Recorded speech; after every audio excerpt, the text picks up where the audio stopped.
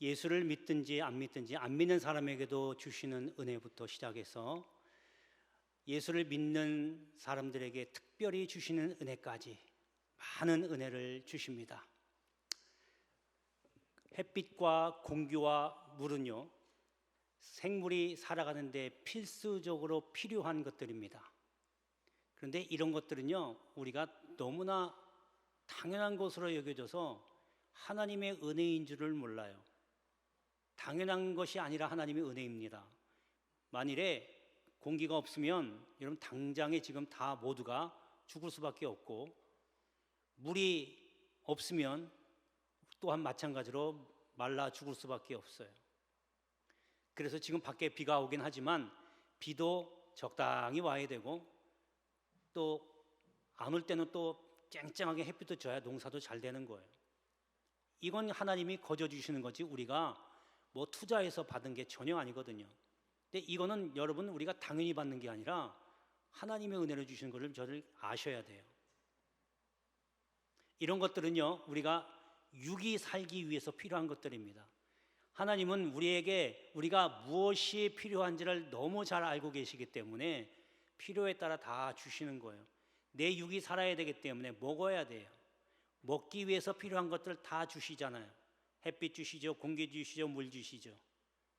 이른 비 늦은 비 다 하나님 주시거든요. 이건 내 육이 살아가는 데 필요한 겁니다. 그런데 하나님 육만 살기 위해서 주시는 거냐? 그게 아닙니다. 우리는 영혼 육으로 되어 있기 때문에 영혼도 살아야 돼요. 그래서 하나님이 우리의 영혼을 살게 하기 위해서 주시는 것이 있습니다. 그것도 또한 마찬가지로 은혜인데, 이 은혜가 바로 깨닫는 거라는 거예요. 여러분, 그래서 깨달음이 없으면요, 내 영혼은 점점 말라 죽어갑니다. 육은 한 끼라도 안 먹으면 배고파서 먹을 거를 찾아다녀요. 하지만 내 영혼은요, 점점 말라가 굶어 죽어가고 있는 걸 못 느껴요. 그래서 회복하기가 쉽지가 않습니다. 자, 그런데 더 중요한 것은 이 깨닫는 은혜를 받으면 그 다음부터는 뭔가가 달라져야 돼요. 내 영혼이 바뀌어야 되는 거예요. 가치관이 바뀌어야 되는 거예요. 이런 것들이 생활 속에서 나타나는데, 바꿔 얘기하면 생활이 달라져야 된다라고 하는 겁니다. 자, 그러면 은혜 받은 사람들, 은혜를, 오늘 제목에 은혜를 깨달은 날부터라고 그랬는데, 은혜를 깨달은 사람들은 어떤 생활을 해야 할지 오늘 본문을 통해서 함께 살펴보겠습니다. 자, 첫 번째는 감사의 생활입니다. 사도 바울은요, 은혜를 깨닫기 전에, 은혜를 받기 전에는 예수 믿는 사람들을 핍박하던 사람이었어요. 그날도 대제사장의 위임장을 받아가지고 예수 믿는 사람들을 잡으려고 다메섹으로 떠납니다. 그 가던 길가의 도중에 부활하신 예수님을 만나게 되죠. 사울아 사울아, 네가 어찌 나를 핍박하느냐? 주님 누구십니까? 나는 네가 핍박하는 예수라. 거기서 완전히 고꾸라집니다. 그리고 인생이 완전히 360도로 바뀌어버립니다. 오직 예수를 위해서만 사는 사람으로 바뀌는데, 그 첫 번째가 바로 감사하며 생활했다는 것이 변합니다. 디모데전서 1장에서 사도 바울은 이렇게 고백을 합니다. 나를 능하게 하신 그리스도 예수 우리 주께 내가 감사함은 나를 충성되이 여겨 내게 직분을 맡기셨다, 이렇게 합니다. 그러니까 주님이 자기에게 사도의 직분을 주신 것에 감사한 겁니다. 직분 주신 것에 감사한 거예요. 여러분, 우리 지난달에 임직식 했어요. 그래서 직분자들 뽑았습니다. 사람이 한 게 아니라 주님이 주신 거예요. 여러분, 그렇게 믿는다면 여러분 중직자들, 직분 받으신 분들, 여러분 소홀히 여기지 마세요. 그냥 내가 때가 됐으니까 받았다, 여러분 그렇게 생각하면 큰일 납니다. 직분을 교회 다니는 횟수로 하나님이 뽑으시는 건 하나님을 무시하는 겁니다. 그러니까 직분 주신 것에 불평불만하지 마시고 어깨에 계급장처럼 달고 다니면서 자랑하지 마시고 늘 항상 하나님이 주신 것에 감사하며 살아야 돼요. 주님이 일을 하라고 맡기신 거지. 지금 여러분 사도 바울은요, 사도라고 하는 그 직분 자체가 사람들 눈에는요 사도로 인정이 안 된 거예요. 왜냐하면 사도라고 하는 기준은 예수님과 함께 동고동락하면서 예수의 말씀을 들은 사람들이 사도라고 칭했습니다. 근데 바울은 함께 한 적이 없어요. 그런데 본인이 사도라고 편지 쓸 때마다, 교회에 편지를 보낼 때마다 사도 된 것을 강조하거든요. 주님이 사도의 직분을 주셨다는 거예요. 그래서 늘 항상 감사하고 최선을 다해서 목숨을 걸고 주의 일에 감당한 겁니다. 여러분 직분 주신 거에 감사하시길 바랍니다. 집사든 장로든 권사든 서리 집사도 마찬가지예요. 그 다 직분이에요. 하나님께 감사하시고 맡은 바 소임을 다하기를 주의 이름으로 축원합니다. 자, 이제 본문으로 돌아가겠습니다. 3절에 보면 우리가 너희를 위하여 기도할 때마다 하나님 곧 우리 주 예수 그리스도의 아버지께 감사하노라, 이렇게 시작을 합니다. 그러니까 사도 바울이 감사한 것은 뭐냐면 첫 번째 직무를 주신 것에 감사하고요, 그 다음에 두 번째는요, 그 4절에 나옵니다. 너희 믿음과 모든 성도에 대한 사랑을 들었다. 지금 이 편지는, 골로새서는 사도 바울이 로마 감옥에 갇혀 있을 때에 쓴 편지입니다.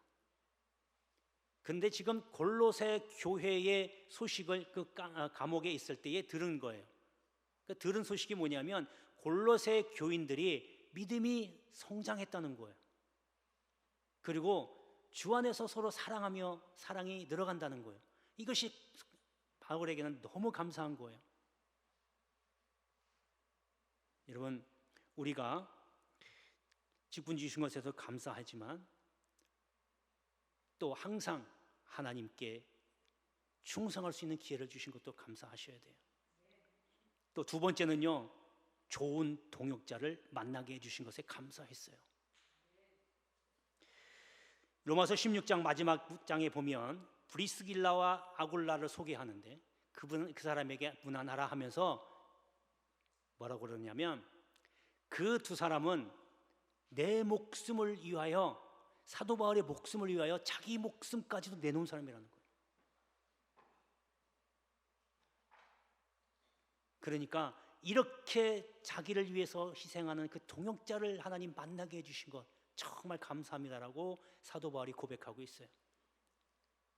여러분, 하나님이 우리에게 능력 주신 것도 감사하지만 가장 중요한 것은요, 누구를 만나느냐가 정말 중요합니다. 내가 어떤 친구와 만나느냐, 내가 어떤 신앙의 선배를 만나느냐에 따라 내 신앙이 달라집니다. 그래서 가끔씩 제가 말씀드리지만 기도 많이 하시고 말씀도 많이 알고 말씀에 은혜가 있는 분들, 그런 분들하고 가까이 하란 말이에요. 세상 속에 푹 빠져서 몸만 왔다 갔다 하는 그런 사람들과 신앙생활 같이 하면 결국 세상 속에 푹 빠져서 살게 되는 것밖에 안 돼요. 그러면 말씀에 은혜가 있고 기도 많이 하는 사람들하고 같이 다니면 못해도, 그 사람과는 똑같이 못돼도 은혜를 조금이라도 내게 돌아올 수 있다는 거예요. 할렐루야. 그래서 만남이 중요합니다. 근데 사도 바울은 지금 그렇게 자기를 위해서 목숨까지 내놓을 수 있는 동역자를 하나님 붙여주신 것에 감사합니다 그럽니다. 그러니까 교인들은 어떤 교회에서 신앙생활을 하냐, 어떤 주회종과 함께 가르침을 받고 신앙생활을 하냐가 정말 중요해요. 저도 여러분들 만난 걸 감사합니다. 하나님께 하나님 나를 또 성장시켜주고 하는 만남이 되었고, 그래서 보면요, 돌이켜보면요, 기도하다가 돌이켜보면 하나님이 어떻게 알고 세상 사람들 다 끊어놨어요. 세상 사람들하고 지금 연락이 안 와요. 그렇게 죽자사자 매달리며 전화해가지고 나와서 밥 먹자, 술 먹자 하는데 이제는 아예, 지금까지 제가 신학교 다니면서 몇 번의 통화는 있었어요. 나하고 같이 아예 가깝게 지내던 친구 있는데 그 친구도 전화만 할 뿐이지 만나지 못했어요. 그래서 만남이 참 중요합니다. 여러분 주변을 둘러보십시오. 그 사람이 나하고 안 맞는다. 여러분 그 사람이 나하고 성격이 안 맞는다고 그 사람 배제하지 마십시오. 하나님이 붙여놓으신 거예요. 안 맞는 게 아니라 다른 겁니다. 그 사람이 틀린 게 아니라 그 사람이 틀리고 내가 맞는 게 아니라 그 사람과 나는 다른 거예요. 그걸 인정 안 하면 여러분 생활하기 힘듭니다. 그래서 내 주변에 있는 사람들, 그 사람들을 보고 하나님께 감사하십시오. 그 사람들을 향해서 내가 성장할 수 있는 기회를 하나님 주셨구나. 감사하시기를 주의 이름으로 축복합니다. 자, 두 번째 생활은 결실의 생활입니다. 예수님께서 제자들에게 비유로 씨앗 뿌리는 비유로 말씀을 하십니다. 씨를 뿌리는데 길가에 떨어지고 돌밭에 떨어지고 가시떨기에 떨어지고, 그래서 길가에 떨어진 씨는 새들이 와서 집어먹고, 돌밭에 떨어진 씨는 기운이 뿌리가 없어서 말라 죽어버리고, 가시떨기에 떨어진 씨는 기운이 막혀서 열실을 못 맺는다. 그런데 좋은 땅에 뿌려진 씨앗은 100배, 60배, 30배 열매를 맺는다. 이렇게 말씀하십니다. 제자들이 그걸 듣고 무슨 말인지 도대체 이해를 못하는 거예요. 그래서 제자들이 예수님 그게 무슨 뜻입니까? 참, 그래서 여기서 중요한 말씀하십니다. 비유로 말씀하시되 너희들은 택함 받았기 때문에 그 비유를 깨달을 수 있다는 거예요. 듣기는 들어도 알지 못하고 보기는 보아도 보지 못하는 사람들이 있다는 거예요. 하나님께 택함 받지 못하는 사람들은 보긴 봐도 못 보고 듣기는 들어도 못 깨닫는다는 거예요. 그리고서 그 비유를 해석해 주십니다. 씨는 말씀이래요. 말씀이 내려오는데 길가에 떨어진 거는 깨닫지 못한다는 거예요. 말씀을 들어도 깨닫지 못하면 그 말씀은 악한 자가 와서 가져가 버린다는 거죠. 마귀가 그걸 뺏어가 버린다는 거예요. 그러니 깨닫지 못하는 사람들은 그저 교회 마당만 왔다 갔다 밟을 뿐이에요. 그럼 저는 어떡하라고요? 깨닫는 게 별로 없는데 어떡해요? 걱정하지 마세요. 그걸 알았다면 기도하시면 돼요. 제가 늘 말씀드리잖아요. 기도가 답이라고. 여러분 안 되는 게 없으십니다. 하나님은 여러분들이 필요한 거 뭔지 다 아시니까 나 이런 거 필요해요 라고 하나님께 구하십시오.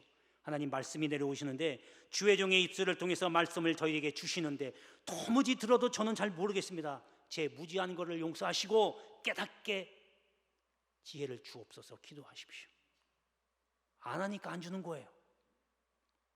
자, 그리고 이제 돌밭에 떨어진 씨는 말씀이 내려오는데 말씀으로 듣고 잠깐은 기뻐하고 좋아해요. 그런데 그 말씀 때문에 환난이 옵니다. 어려움이 옵니다. 여러분 말씀이 내게 들어오면요, 여러분 속에 있던 세상의 것과 말씀이 부딪힙니다. 하나님의 거룩하심과 세상에 속된 것들이 서로 부딪히는 거예요. 그러면 환난이 올 수밖에 없죠. 어려움이 오죠. 근데 이걸 못 견디는 거예요. 참아내고 이겨내야 되는데, 그러니까 결실을 못 맺는 거예요. 그리고 이제 가시떨기에 말씀이 떨어집니다. 이거는 세상의 염려와 재물의 유혹을 못 이겨서 결실을 못 맺는 거예요. 말씀이 들어오긴 들어오는데 말씀보다는 세상을 택하는 거예요. 하나님은 분명히 말씀을 통해서 말씀하시거든요. 세상과는 반대되는 게 하나님 나라입니다. 세상에서는 돈을 모으기 위해서 얼마나 많이 내 주머니에다 넣으려고 애를 씁니까? 내 식량 창고에 넣으려고 얼마나 부단히 노력합니까? 안 쓰려고 합니다. 조금 더 모으려고 합니다. 그러나 하나님은 그게 아닙니다. 하나님 말씀은 주라는 거예요. 베풀라는 거예요. 베풀 때에 더 많이 들어온다는 거예요. 이 원리를, 이 진리를 사람들은 잘 모르고 진정 안다 할지라도 세상의 재물의 욕심 때문에 이 말씀을 실천하지 못하는 거예요. 이게 바로 가시떨기에 떨어진 말씀입니다. 그리고 이제 좋은 땅에 떨어지면 이제 마음의 밭이 다 갈고 닦아서 씨앗을 잘 품을 수 있는 말씀을 잘 듣고 깨닫는 사람들, 그 사람에게 100배, 60배, 30배, 누구는 100배, 누구는 60배, 누구는 30배. 여러분 숫자가 중요한 게 아니라 열매를 맺었다, 결실을 맺었다는 게 중요한 겁니다. 그래서 사도 바울이 갈라디아서 5장에서 성령의 열매를 말씀하시잖아요. 사랑과 희락과 화평과 오래 참음과 자비와 양성과 충성과 온유와 절제, 이것이 성령의 열매라고 말씀하셔요. 여러분 지금 이 자리에 오셨잖아요. 이 자리에 와서 말씀 듣고 계셔요. 예배 드리고 있어요. 이 정도 되면요, 여러분 예수님 주라고 고백합니다. 예수님 주님이십니다라고 고백 안 하시는 분은 여러분 머리 숙여서 회개하십시오. 다 지금 예수님 주님 그렇게 말씀하십니다. 그렇게 고백할 수 있다는 것 자체가 여러분 안에 이미 성령이 있다는 증거입니다. 그렇다면 여러분 안에 성령이 있다라고 하면 당연히 성령의 열매를 맺으셔야죠. 물론 사람마다 다 때가 다르지만 반드시 맺게 돼 있어요. 여러분 그래서 은혜 받은 사람은요 결실을 맺어야 됩니다. 자, 이제 본문으로 돌아가겠습니다. 본문의 6절에 보면 중간쯤에 하나님의 은혜를 깨달은 날부터 너희 중에서와 같이 또한 온 천하에서도 열매를 맺어 자라는도다, 이렇게 기록하고 있습니다. 여러분 지금 골로새 교회 교인들이 지금 성령으로 거듭나서 지금 성령의 열매로 지금 결실하고 있는 거예요. 지금 그 이야기를 지금 사도 바울이 편지를 통해서 이야기하고 있습니다. 여러분 하나님은 주님은요 열매를 원하고 계십니다. 열매를 맺지 않는 가지는 잘라서 불에다 태워버린답니다. 여러분 불태우는 가지가 되지 마시고 알곡이 되어서 하나님을 기쁘시게 하는 여러분 되시기를 주의 이름으로 축원합니다. 자, 마지막 세 번째는 배움의 생활입니다. 여러분 성도들은요 누구나 다 성경을 배워야 돼요. 근데 더 중요한 것은 누구한테 배우느냐가 참 중요합니다. 사도들은, 제자들은 예수님께 직접 말씀을 배운 사람들이에요. 그런데 지금은 예수님한테 직접 가르침을 받을 수가 없잖아요. 그래서 중요한 게 뭐냐면 누구에게, 정말 신실한 일꾼에게 말씀을 배워야 된다는 거예요. 가장 중요합니다. 여러분 그러니까 기회 있을 때마다 물론 성경을 내가 읽고 혼자서 읽고 듣고 쓰는 것도 중요하지만 성경 공부도 하시고, 또 여러분 이제 내년에도 만약에 코로나가 더 줄어들면 이제 구역 예배를 다시 시작할 생각입니다. 구역 예배도 예배지만 예배를 통해서라도 성경을 배우십시오. 그것이 은혜 받은 사람이 해야 할 생활입니다. 자, 이제 본문으로 돌아갑니다. 7절에 보면 이와 같이 우리와 함께 된 종된 사랑하는 에바브라에게 너희가 배웠다. 여러분 에바브라는 누구냐면요 사도 바울이 복음을 듣고 예수를 영접합니다. 그리고 자기 고향으로 돌아가서 교회를 세우는 이 교회가 골로새 교회입니다. 지금 이 교회에 가서 사람들에게 성경을 가르치는 거예요. 그런데 이 에바브로가 지금 누구냐고 사도 바울이 인정했냐면 신실한 일꾼이다. 그리고 성령 안에서 너희 사랑을 우리에게 전했다. 그러니까 에바브로는 신실한 일꾼이라는 거예요. 신실하다는 얘기는요 한번 뱉은 얘기는 반드시 행하는 거예요. 앞뒤가 다르지 않고 거짓 행하지 않고 내가 말한 거는 반드시 행하는 그런 사람이 신실한 사람이다라고 하는 겁니다. 그래서 이런 사람에게 성경을 배웠다는 거예요. 우리가 성경을 가까이 하는 것도 좋고 당연하지만 무엇보다도 성경을 더 깊이 알아갈 수 있도록 성경을 배워 놓기를 바랍니다. 할렐루야, 할렐루야. 말씀을 많이 배우고 내 것으로 만들어 놔야 여러분 이 험악한 세대 말세 때에 여러분을 지켜낼 수 있습니다. 믿음과 말씀 꼭 함께 내 것으로 만드는 여러분 되시길 주의 이름으로 축원합니다. 기도하겠습니다. 은혜로우신 아버지 하나님 감사합니다. 은혜를 깨달은 날부터 우리의 삶이 바뀌어야 되는데